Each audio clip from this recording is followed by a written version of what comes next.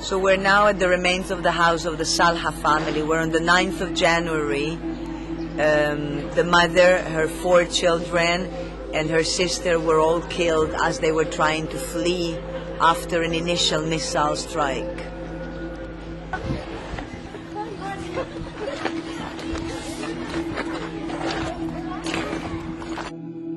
Amnesty International delegates found evidence of 3 strikes on this house. A missile, apparently fired by a drone, a Hellfire missile, and a large F-16 delivered bomb. كنت يوم ما تم تعرض بيتي لقصف كنت أعمل كحارس الوكالة في فريق عمل طوارئ للجان. بعدما تعرض بيتي للقصف الجيران المجاورين للبيت اتصلوا بي وأخبروني بما حدث وأخبروني أن بيتي تعرض للقصف وأنه أولادي لا أعلم أن هناك أحياء منهم. فورا سار وبين البيت فوجدت في ثلاجة الموتى الزوجة 34 عام رندا اسمها، الطفل 14 عام ضياء الدين فايز صالحة الذي يدرس في الإعدادية، الطفلة رنا صالحة التي تدرس في صف سادس 12 سنة، الطفل 4 سنوات ونصف.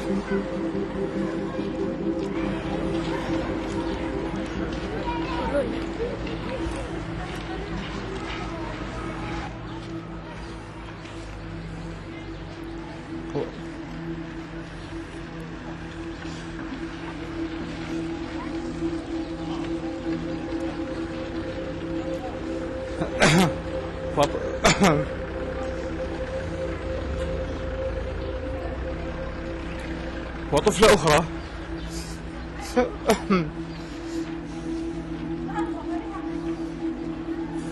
سنة و3 شهور، كلهم مقطعين أجزاء. ابني 14 سنة، آخر واحد كان هنا، أما الباقي فهنا.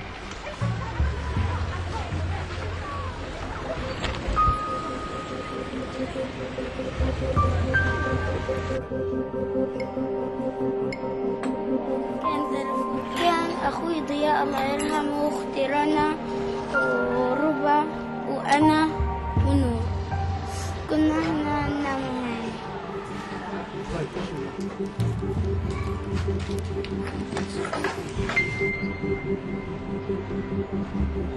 On December the 27th, 2008, Israel launched a series of devastating attacks on Gaza. 23 days later, 1,400 people, including 300 children, would be dead. In the same period, 3 Israeli civilians and 6 Israeli soldiers were killed.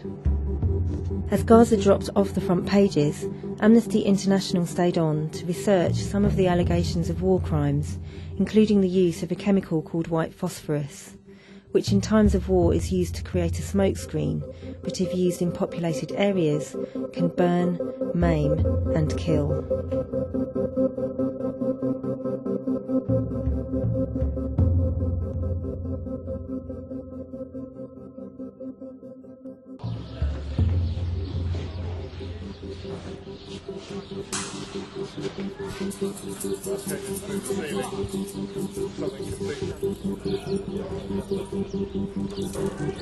This is the house of the Abu Halima family. On the 4th of January, the house was attacked by a phosphorus bomb, and 5 members of the family died, the father and 4 of the children, one of them a baby. It was the middle of the afternoon when 3 white phosphorus shells crashed through the roof, landing in the hall. As well as the 5 dead, 6 others were severely burned. One of them, 21-year-old Hada, died in hospital 9 weeks later. White phosphorus causes deep chemical burns. The doctors in Gaza didn't know what was causing the horrendous wounds or how to treat them. People who could have been saved died. Mahmoud Abu Halima was one of the family's surviving sons.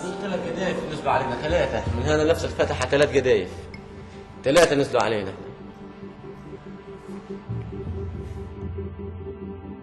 Normally a phosphorus will activate as airburst. But on this occasion, what's happened, the round hasn't deployed the phosphorus up in the air.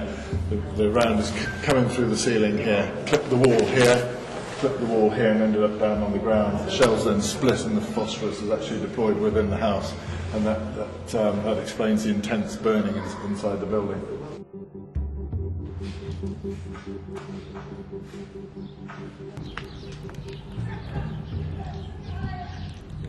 We later visited Mahmoud's mother, Sabah, who was still in hospital with extensive burns.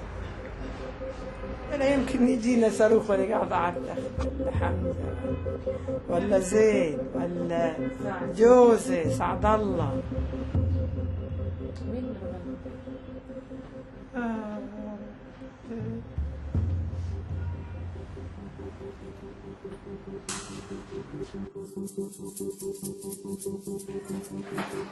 So this is the home of the Musa family, where several members of the family were killed. The father, the mother, 3 sons and 1 daughter were killed while they were sitting in the courtyard of their home on the 14th of January. This is the courtyard here. This is the courtyard here. I think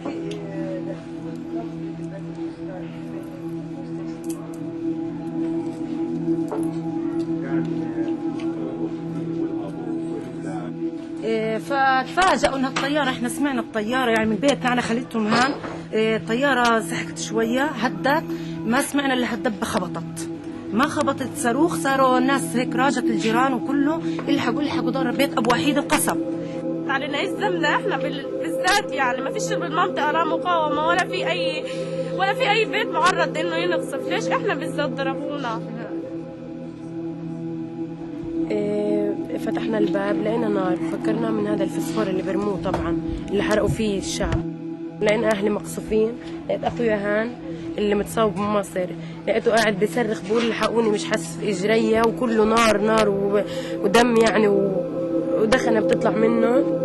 تخيلي يمكن تتخيليها صدمه البنات لما بيطلعوا بيلاقوا اهلهم هيك يعني، وبنات كمان، سابوا 3 بنات يعني ولايا.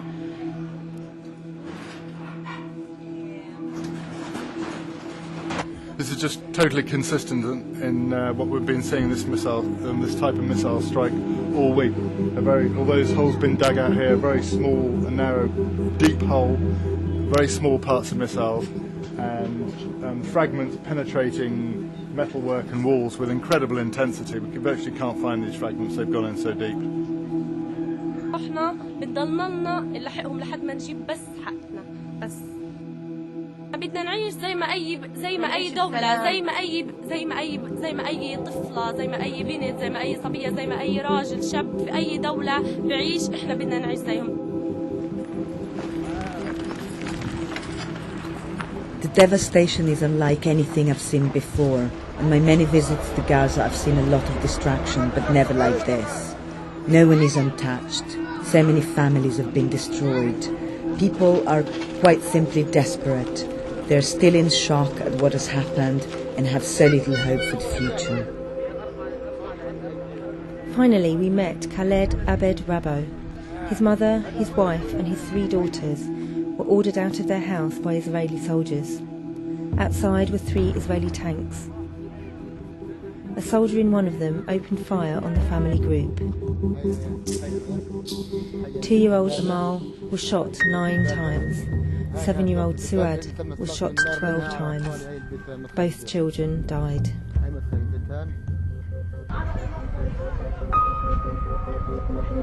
يعني أنا بفضل لو الجيش الإسرائيلي أدمني أنا ولا 3 أطفال قدامي، يعني خلاني أتحسر وأشوف أطفالهم يموتوا قدامي، يعني أنا مش مسألة ثواب.